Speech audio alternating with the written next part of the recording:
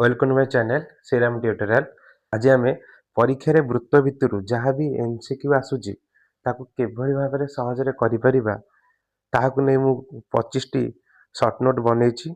एई 25 T short note को तुम यदि भल भाव में देखि दउछ आकू नोट कर दउछ तो तमरो वृत्त भितर जहाँ भी क्वेश्चन आसीबो तो मु 100% गारंटी कहूछि तुमको परीक्षा रे से क्वेश्चन तक आसीबो।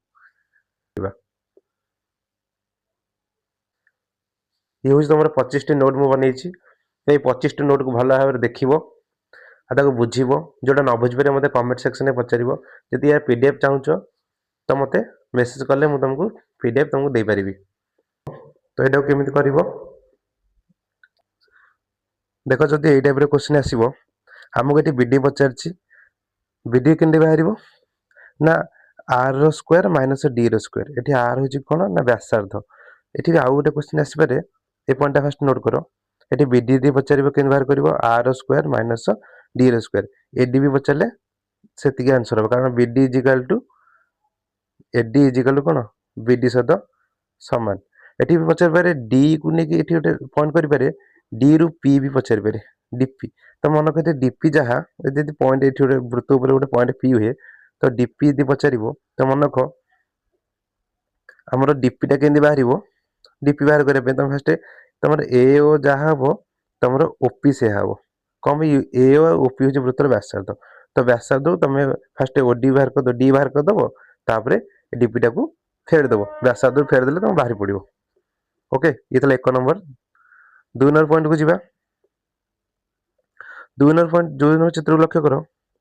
ये कहीदे चित्र मध्यम तुम पी हूँ ये टाइप चित्र आसो पी को कौन कह अंतर्लिखित कोण कह ये ओ को कौन कह केन्द्रस्थ कोण कह आउ ए क्यू बी को कौन कह विपरीत चापांतलिखित कोण कह यहाँ कौन कह विपरीत चापांतलिखित कोण। परीक्षा आसूची 2025 गोटे क्वेश्चन आसाला।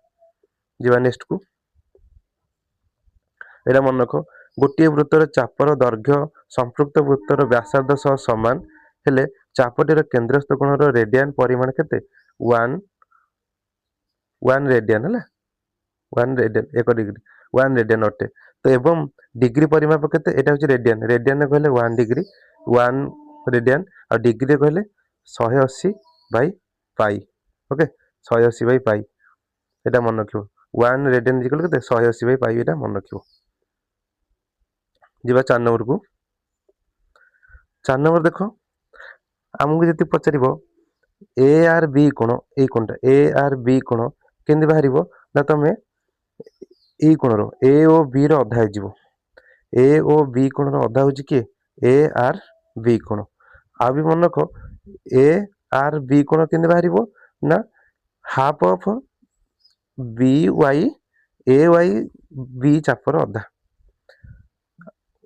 आउ थे रिपीट करुच्ची ए आर बी कोण केंदी बाहर ना ए ओ बी रो अधा half of A O B से टाइप पुणी ए आर बी कोण equals to half of A Y B चाप तो अधा करदे आम कौन बाहर पड़ो ए आर बी कोण बाहर। ये नोट कर भल भाव भी क्वेश्चन आसूची। 5 नंबर देख 5 नंबर मन रख तुम सदा अर्धवृत्त गोटे अर्धवृत्त तुम जो भी तुम कोण अंकन कर डिग्री हम 90 डिग्री हम। तो ये कोणटा परिमाण के डिग्री हम 90 डिग्री। ए पॉइंटा भल क्लियर कर। तापर को जीवा 6 नंबर को देख वृत्तालेखित चतुर्भुजर विपरीत कोण परस्पर 180 डिग्री। ए कोण सहित सी कोण मिसले 180 डिग्री हम सेमती बी कोण सहित डी कोण मिसले केते हम 180 डिग्री हम।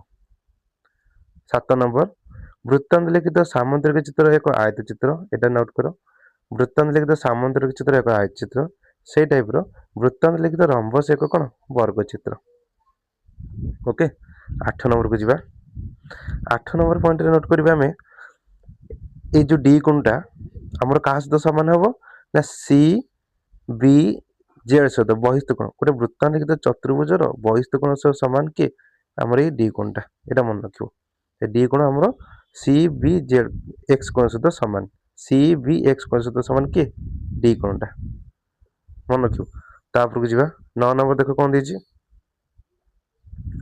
9 नंबर पॉइंट 9 नंबर क्वेश्चन आसुची FP into BP FP into BP বা PB AP into PB equals to CP into PD. Okay, মনে ହେଲା ତ? AP into PB equals to CP into DP.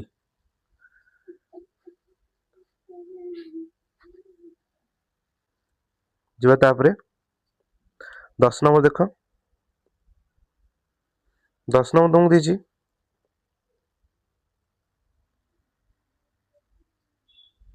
10 number ଏଠି ମନେ ରଖିବା ଆମେ କ'ଣ ନା ଏ ପି ବି କୋଣ ଏଇ କୋଣ ଏ ପି ବି କୋଣ ଇକ୍ୱାଲ୍ସ ଟୁ ଏ କ୍ୟୁ ବି କୋଣ। କ'ଣ ପାଇଁ ନା ଏଇଟା ଆମର ଦେଖ ଏଇ ଚାପରୁ ଷ୍ଟାର୍ଟ ହେଇଛି। ଏ ଚାପରେ ଯଦି ଆମେ ଯେତେଟା ବି କୋଣ ଅଙ୍କନ କରିବା ଏ ଭିତରେ ସବୁଦିକ କ'ଣ ହବ ସମାନ ହବ। ଏ ପି ବି କୋଣ ଯେତିକି ହବ ଏ କ୍ୟୁ ବି କୋଣ ବି ସେତିକି ହବ। ଏଇଟା ନୋଟ୍ କର। ଯିବା 11 ନମ୍ବର। ସବୁଦିକ ଅଲ୍ ଆର୍ ଇମ୍ପୋର୍ଟାଣ୍ଟ, ସବୁଦିକ ଇମ୍ପୋର୍ଟାଣ୍ଟ ଥିଓରମ୍ ବାଛି ବାଛି ତମ ପାଇଁ କଲେକ୍ଟ କରିଛି। ତ ଏଇ ସବୁଦିକି କୋଶ୍ଚିନ୍ ଯେ ଦେଖିଦେଉଛି, ସବୁଦିକି ଥିଓରମ୍ ଯେ ମନେ ରଖିଦେଉଛି, ତାର ବୃତ୍ତରେ କୌଣସି ବି ଅସୁବିଧା ହେବ ନାହିଁ। ସେ ସବୁଦିକ କୋଶ୍ଚିନ୍ କରିପାରିବ। ଆଉ ଯଦି ଭିଡ଼ିଓଟି ଭଲ ଲାଗିଥିବ ଭିଡ଼ିଓକୁ ଲାଇକ୍ କରିନେବ, ସାଙ୍ଗମାନଙ୍କ ପାଖକୁ ସେୟାର କରିନେବ, ଆଉ ଚ୍ୟାନେଲକୁ ସବସ୍କ୍ରାଇବ୍ କରିନେବ। ଆମର ସବୁଦିକି ଇମ୍ପୋର୍ଟାଣ୍ଟ କୋଶ୍ଚିନ୍ ମ୍ୟାଥ୍ ସାଇନ୍ସର ସବୁ କ୍ଲାସ୍ କରାହେଉଛି। 11 ନମ୍ବର ଦେଖ। 11 ନମ୍ବର ଏଇଟା ବି ଚିତ୍ରକୁ ଲକ୍ଷ୍ୟ କର।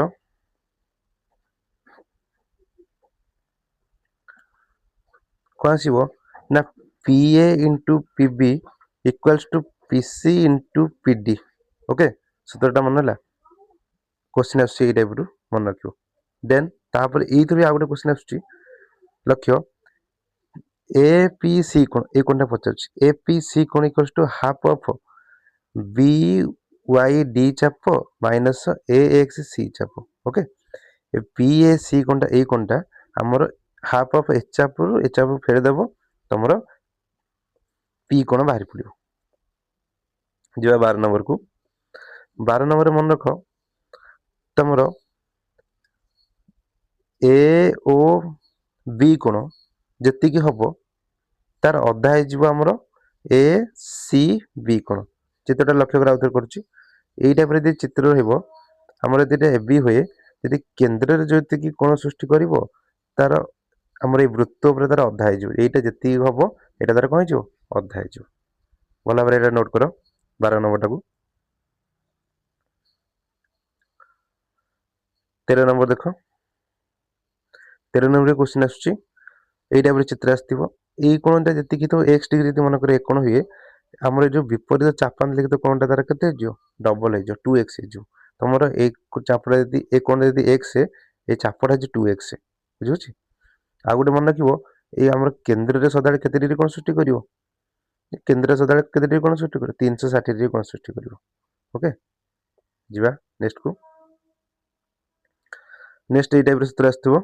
ଚିତ୍ର ଲକ୍ଷ୍ୟ କରିବ। ଏଇ ଟାଇପ୍ ଚିତ୍ର ଯଦି ଆସିବ ପଚାରିବ ଏ ଇ ସି କୋଣ, ଏ ଇ ସି କୋଣ ଏଇ କୋଣଟା ପଚାରିବ। ଏ ଇ ସି କୋଣ ଇକ୍ୱାଲ୍ସ ଟୁ ତମେ କ'ଣ କରିବ ନା ହାଫ୍ ଅଫ୍ ଏସି ଚାପ ପ୍ଲସ୍ ବିଡି ଚାପ। ଓକେ, ଏ ଇ ସି କୋଣ equal to half of AC ଚାପ ପ୍ଲସ୍ ବିଡି ଚାପ।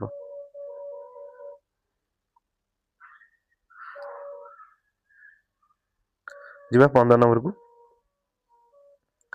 15 ନମ୍ବର ଦେଖ କ'ଣ ହେଇଛି। 15 ନମ୍ବର ଏଇଟା ବି ଚିତ୍ର ଆସିଥିବ। ତ ମନେ ରଖିବ ଏଇ ଯେଉଁ ବି କୋଣଟା ଆମର ଏଠି ସି ଏ ଡି କୋଣ ସହିତ ସମାନ ହେବ। 16 ନମ୍ବର। 16 ନମ୍ବର ଦେଖ ତମର ଦେଇଥିବ କ'ଣ କହିଲ, ଏଇ ଯେଉଁ କେନ୍ଦ୍ରରେ ଗୋଟେ କେନ୍ଦ୍ରରେ କ'ଣ ହେଉଛି 90 ଡିଗ୍ରୀ କୋଣ ସୃଷ୍ଟି କରୁଥିବ। ତ ତାପରେ ଯା ଆଉ ବ୍ୟାସାର୍ଦ୍ଧର ଅନୁପାତ ପଚାରିଥିବ। ଯା ବୋଲି ତମର କି ଏ ବି ଆଉ ବ୍ୟାସାର୍ଦ୍ଧ କି ଏ ଓ କିମ୍ବା ବି ଓ ହେଇପାରେ। ତାର ଅନୁପାତ ପଚାରିବ। କେନ୍ଦ୍ରରେ କେତେ ଡିଗ୍ରୀ କୋଣ ସୃଷ୍ଟି କରୁଥିବ 90 ଡିଗ୍ରୀ। ତେବେ ତାର ଆନ୍ସର ହେବ √2:1। ଯଦି କହିବ ବ୍ୟାସାର୍ଦ୍ଧ ଆଉ ଯାର ଅନୁପାତ 1:√2। ଏଠି ଆମକୁ କ'ଣ ପଚାରିଛି, ଏଠି ପଚାରିଛି ଯା ଆଉ ବ୍ୟାସାର୍ଦ୍ଧର ଅନୁପାତ। ସେଥିପାଇଁ ତମର ଆନ୍ସର ଆମକୁ ପଚାରିଥିଲା ଯା ଆଉ ବ୍ୟାସାର୍ଦ୍ଧ, ତ √2:1 ହେଲା। କେନ୍ଦ୍ରରେ କେତେ ଡିଗ୍ରୀ କୋଣ ସୃଷ୍ଟି କରୁଥିବ 90 ଡିଗ୍ରୀ କୋଣ ସୃଷ୍ଟି କରୁଥିବ। ଓକେ, କ'ଣ ପାଇଁ ନା ଏଇଟା ହେଉଛି ସମକୋଣୀ ସମଦ୍ୱିତୀୟ ତ୍ରିଭୁଜ। ତମେ ଦେଖିବ ଏ ଓ ଇଜିକାଲ୍ ଟୁ ବି ଓ। ତ ଏଇଟା ଯଦି 90 ଡିଗ୍ରୀ, ଏ କୋଣ କେତେ ଡିଗ୍ରୀ କେତେ ହେବ 45 ହେବ। ତ ଆମେ ଯଦି ସମକୋଣୀ ସମଦ୍ୱିବାହୁ, ଏଇଟା ସମକୋଣୀ ସମଦ୍ୱିବାହୁ ତ୍ରିଭୁଜ ଆସିଲା। ତ ଯଦି ତାର ବ୍ୟାସାର୍ଦ୍ଧ ବାହାର କରିବା, ଆମେ ସମକୋଣୀ ସମଦ୍ୱିବାହୁ ତ୍ରିଭୁଜର ଏବିଟା ହେଉଛି କ'ଣ କର୍ଣ୍ଣ। ତ କର୍ଣ୍ଣ ପାଇଁ କ'ଣ ପକେଇବା √2 ଇଣ୍ଟୁ ବାହୁ। ବାହୁ ବୋଲି କି ଆମର ଏ ଓ, √2 ଇଣ୍ଟୁ ଏ ଓ ଆଉ ଯଦି ତାର ଅନୁପାତ ପଚାରିବ AO ସହିତ AO, ତାହେଲେ ଏଠି AO କଟି ଯାଉନି, ତା କ'ଣ ରହୁଛି √2:1 ରହୁଛି। ତ ଏଇଟା ମନେ ରଖ, ଯଦି କେନ୍ଦ୍ରରେ 90 ଡିଗ୍ରୀ କୋଣ ସୃଷ୍ଟି କରୁଥିବ ଯା ଆଉ ବ୍ୟାସାର୍ଧର ଅନୁପାତ √2:1, ଯଦି ବ୍ୟାସାର୍ଧ ଯାହା ପଚାରିବ 1:√2 ହେଇଯିବ। ତାପରେ ପଏଣ୍ଟ ମନେ ରଖ, ତମେ ଏଠି ମନେ ରଖିବ କ'ଣ ନା ତମକୁ ପଚାରିବ BAC କୋଣ, ଏଇ କୋଣଟା ଯଦି କେନ୍ଦ୍ର ସହିତ ତାର ଅଧା ହେଇଯିବ, କେନ୍ଦ୍ରରେ ଯେତିକି କୋଣ ଥିବ ତାର ଅଧା ହେଉଛି BAC କୋଣ। ତ BAC କୋଣ ଗଲେ ହାଫ୍ ଅଫ୍ M କୋଣ। M କୋଣ ମାନେ କ'ଣ, କେନ୍ଦ୍ରରେ ତାର ଅଧା ହେଇଯାଉଛି। 18 ନମ୍ବରକୁ ଯିବା। 18ରେ କ'ଣ ଦେଇଛି ଦେଖ, 18ରେ ଦେଇଛି AB ଆଉ CD ହେଉଛି ସମାନ। AB ଆଉ CD କ'ଣ ସମାନ, AB ଯେତିକି CD ତମର ସେତିକି ଥିଲା। ତ ଏଇ ଚାପ, ତ CD ଚାପ ଆଉ AB ଚାପ ମଧ୍ୟ ସମାନ ହେବ। ଯଦି ଦୁଇଟା ବାହୁ ସମାନ ହେଲା ତାର ଚାପ ଦୁଇଟା ସମାନ, ତାର ବିପରୀତ ବି, ଯଦି ଚାପ ଦୁଇଟା ସମାନ ହେଲା ତାର ବାହୁ ଦୁଇଟା ବି ସମାନ ହେବ। ଓକେ, ଯିବା ନେକ୍ସଟକୁ। 19 ନମ୍ବର ମନେ ରଖ, ଗୋଟିଏ ବୃତ୍ତର ଏକ ଚାପର ଦୈର୍ଘ୍ୟ ବ୍ୟାସାର୍ଧ ସହିତ ସମାନ ହେଲେ ଚାପର ଡିଗ୍ରୀ ପରିମାପ 1 ଡିଗ୍ରୀ ରାଡିଆନ ହେବ ଓ ଏହାର ପରିପୂରକ ଚାପର ଅନ୍ତର୍ଲିଖିତ କୋଣର ପରିମାଣ କେତେ ହେଇଯିବ, ହାଫ୍ ରାଡିଆନ ହେଇଯିବ। ତା ଅର୍ଥ ହେଉଛି ହାଫ୍ ଅଫ୍ 180/π। ତ ଇଜିକାଲ କେତେ, 90/π। ଏ ପଏଣ୍ଟଟା ମନେ ରଖିବ, ଏଇଟା short question, direct short question ଏଇଟା ଆସୁଛି। 19 ନମ୍ବରଟା ଏଇଟା ମନେ ରଖିବ। ଗୋଟିଏ ବୃତ୍ତର ଏକ ଚାପର ଡିଗ୍ରୀ ଏଇଟା ପୁରା ଟୋଟାଲ ମନେ ରଖିଦିଅ। ଗୋଟିଏ ବୃତ୍ତର ଏକ ଚାପର ଦୈର୍ଘ୍ୟ ବ୍ୟାସାର୍ଧ ସହିତ ସମାନ ହେଲେ ଚାପର ଡିଗ୍ରୀ ପରିମାପ 1 ରାଡିଆନ ହେବ ଓ ଏହାର ପରିପୂରକ ଅନ୍ତର୍ଲିଖିତ ଚାପ କେତେ ଅଧା ହେଇଯିବ। ତ ହାଫ୍ ଅଫ୍, ଆମର ଦେଖ ଏ 1C ର ମୂଲ୍ୟ କେତେ, 180/π। ତ ତାର ଅଧା ହେଇଗଲା 180/2, 90°/π। ଓକେ, ତାପରେ 20 ନମ୍ବର ମନେ ରଖ। 20 ନମ୍ବରଟା କ'ଣ ଦେଇଛି ନା କୋଣ ମାପ ଲାଗି ବ୍ୟବହୃତ ଡିଗ୍ରୀ ଏକକ ଆଉ ରେଡିଆନ ଏକକ ମଧ୍ୟରେ ସମ୍ପର୍କ କ'ଣ। ଡିଗ୍ରୀ ଏକକ ମାନେ କ'ଣ, ଡିଗ୍ରୀରେ ତ 180 ଡିଗ୍ରୀଟା ଆମର ଗୋଟେ ରେଡିଆନ ଡିଗ୍ରୀ ସହିତ ପାଇ ରେଡିଆନ ସହିତ ସମାନ, ଏଇଟା ମନେ ରଖିବ। 180 = ପାଇ ରେଡିଆନ। ଓକେ, ଯିବା ନେକ୍ସଟ କ୍ୱେଶ୍ଚିନକୁ। ଏଇଟା ଦେଲା ଗୋଟେ ସମବାହୁ ତ୍ରିଭୁଜ। ସମବାହୁ ତ୍ରିଭୁଜ ଦେଇଥିବ, ତମକୁ ବ୍ୟାସାର୍ଧ ଦେଇଥିବ 4 ସେମି, OD ହେଉଛି ବ୍ୟାସାର୍ଧ 4 ସେମି। ଆମେ ବାହାର କରିବା କ'ଣ କହିଛି, ସମବାହୁ ତ୍ରିଭୁଜର ବାହୁ ବାହାର କରିବ। ତ କ'ଣ କରିବ ଦେଖ, ଏଇ ଯୋଉ ADଟା ଆମର କ'ଣ କରୁଛି, ଟୋଟାଲ 3 × R ସହିତ ସମାନ। R ମାନେ 4 ସହିତ ସମାନ କେତେ, 12। ତ ଏଇ ଯଦି ଆମର ହେଉଛି 4, OD 4, ଏ O ଠୁ ଏ ବୃତ୍ତ ପର୍ଯ୍ୟନ୍ତ ବି 4 ହେବ, ସେଠୁ ଏ ପର୍ଯ୍ୟନ୍ତ 4 ହେବ। ତ ଏ ଉଚ୍ଚତା ହେଉଛି କେତେ, 3R ମାନେ 3R। 3 ବ୍ୟାସାର୍ଧ ହେଲେ ଉଚ୍ଚତା ମାନେ AD ଗଲେ 12। ତ ସମବାହୁର ଉଚ୍ଚତା କ'ଣ ସୂତ୍ର, ନା √3/2 × ବାହୁ। √3/2 × ବାହୁ କାହା ସହିତ ସମାନ, 12 ସହିତ ସମାନ। ତ ବାହୁ = 12 × 2/√3। √3 ତଳେ ରହିବନି, ତ ତଳେ √3 ଉପରେ √3 ଗୁଣା ହେଲା। ତ √3 ଗଲେ 3, 3 × 4 12 କାଟିଲେ 4, 4 × 8 √3। ଆନ୍ସର କେତେ, 8√3। এই ଟାଇପ୍ର କ୍ୱେଶ୍ଚିନ୍ ବି ଆସୁଛି। 22 ନମ୍ବର, ଗୋଟିଏ ସୁଷମ ଷଡ଼ଭୁଜର ପ୍ରତ୍ୟେକ ବାହୁ ଏହାର ପରିବୃତ୍ତର ପରିଧିଠାରେ ଅଙ୍କନ କରୁଥିବା କୋଣର ପରିମାପ କେତେ ହେବ। ଦେଖ ଏଇଠି ନା କନଫ୍ୟୁଜ ହେବ, ଏଇ ଯେ ସୁଷମ ଷଡ଼ଭୁଜ ମାନେ 6ଟା ବାହୁ, କହୁଛି ପରିବୃତ୍ତର ପରିଧିଠାରେ ଅଙ୍କନ କରୁଥିବା କୋଣ। ପରିଧିଠାରେ କୋଣ ଅଲଗା, କେନ୍ଦ୍ରଠାରେ କୋଣ ଅଲଗା। ପରିଧିଠାରେ 30 ଡିଗ୍ରୀ କୋଣ ଅଙ୍କନ କରୁଛି, କିନ୍ତୁ କେନ୍ଦ୍ରଠାରେ ସେ କେତେ ଡିଗ୍ରୀ କୋଣ ଅଙ୍କନ କରୁଛି, 60 ଡିଗ୍ରୀ। ସୁଷମ ଷଡ଼ଭୁଜରେ ଏଇଟା ମନେ ରଖିବ। ତାପରେ ଏପଟେ ମନେ ରଖ, ଏମିତି ଗୋଟେ ଚାପ ଆସିଥିବ, BAC କୋଣ ପଚାରିଥିବ, BAC କୋଣ, ଏଇ କୋଣ ଯଦି ପଚାରିବ ତମେ ମନେ ରଖିବ BAC କୋଣ ହାଫ୍ ଅଫ୍ BZC ଚାପ। ଏଇ ଚାପର ଅଧା ହେଉଛି BAC କୋଣ। ଆଉ ମନେ ରଖିବ ଯେ ଆମର 3ଟି ଚାପ, ଏଇ ଯୋଉ ଟୋଟାଲ ବୃତ୍ତଟା ହେଉଛି କେତେ ଡିଗ୍ରୀ, 360 ଡିଗ୍ରୀ। ତ BXA ଚାପ, AYC ଚାପ, CZB ଚାପ ମିଶିକି 360 ଡିଗ୍ରୀ। ଏଠି 180ଟା ମେନସନ୍ ହେଇଯାଇଛି, ଏଇଟା 360 ଡିଗ୍ରୀ କରିଦେବ। ଏଇଟା ହେଉଛି କେତେ, 360 ଡିଗ୍ରୀ ହେଲା। ଏଇଟା 180 ନୁହେଁ, ଏଇଟା 360 ଡିଗ୍ରୀ। ଯିବା ନେକ୍ସଟ। ଗୋଟିଏ ବୃତ୍ତର ଏକ ଚାପର ଡିଗ୍ରୀ ପରିମାପ 60 ଡିଗ୍ରୀ ହେଲେ ସମ୍ପୃକ୍ତ ଜ୍ୟା ଓ ବ୍ୟାସାର୍ଧର ଅନୁପାତ କେତେ। ଦେଖ କେନ୍ଦ୍ରରେ ଯଦି ସେ ଆମର 60 ଡିଗ୍ରୀ କୋଣ ସୃଷ୍ଟି କରୁଛି, ତାହେଲେ ଆମେ ଜାଣିଛେ AO = BO, କାରଣ ଦୁଇଟା ବୃତ୍ତର ବ୍ୟାସାର୍ଧ।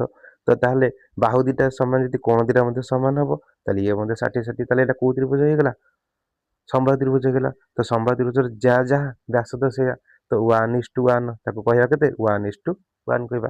ଇଏ ଥିଲା ତମର 25ଟି ଇମ୍ପୋର୍ଟାଣ୍ଟ ଫର୍ମୁଲା, 24ଟା ଇମ୍ପୋର୍ଟାଣ୍ଟ ଫର୍ମୁଲା। ଆକୁ ଭଲ ଭାବରେ ପ୍ରାକ୍ଟିସ୍ କରିବ, ତାପରେ ଯାଇକି ତମ ଟେଷ୍ଟ ବୁକରୁ କ୍ୱେଶ୍ଚିନ୍ ଆନ୍ସର କରିବ। देखिए तुमको जमी होना कहीं सब क्वेश्चन आसो आ जहाँ भी किसी डाउट रही मत कमेंट सेक्शन में जनइबू ओके जब वीडियो भल लगुव वीडियो को लाइक करनब आ चैनल को सब्सक्राइब करनब सांगान पाखक मन करके शेयर करूँ समस्ते जन लेखा सांगान पाखक शेयर कर रोचे धन्यवाद।